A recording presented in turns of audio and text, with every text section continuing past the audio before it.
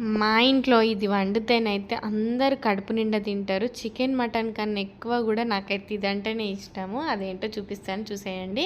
ముందుగా half cup కందిపప్పు, half cup పెసరపప్పు తీసుకొని కుక్కర్‌లో వేసుకొని నీట్‌గా 2 సార్లు కడిగి అందులో వాటర్ ఏసుకొని ఉల్లిపాయ, పచ్చిమిరపకాయ, పసుపు, కొంచెం ఆయిల్, కొద్దిగా జీలకర్ర, వాటర్ గూడా వేసేసుకున్నాను గదా! మూత పెట్టేసుకొని ఒక 3 విజిల్స్ వచ్చేంత వరకు ఉడికించుకోవాలి.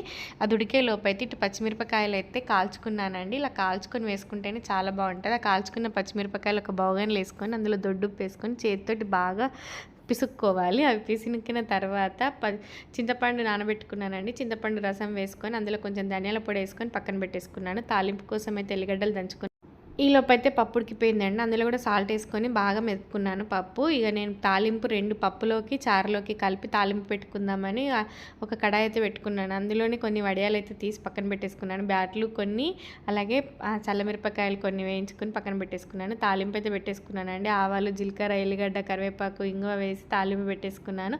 అందులో కొంచెం, ఇందులో కొంచెం వేసుకున్నానండి. అసలు ఎంత బాగుందో వేడివేడి అన్నంలో పప్పు, చారు, వడియాలు, చల్లమిరపకాయలు పెట్టుకొని అలా కలుపుకొని ఒక ముద్దలో ఉల్లిగడ్డ, ఈ వడియాలు పెట్టుకొని తింటే అసలు స్వర్గం అండి. అద్భుతంగా ఉంటుంది. ఒకసారి ట్రై చేయండి. నచ్చితే లైక్ చేయండి, సబ్స్క్రైబ్ చేసుకోండి.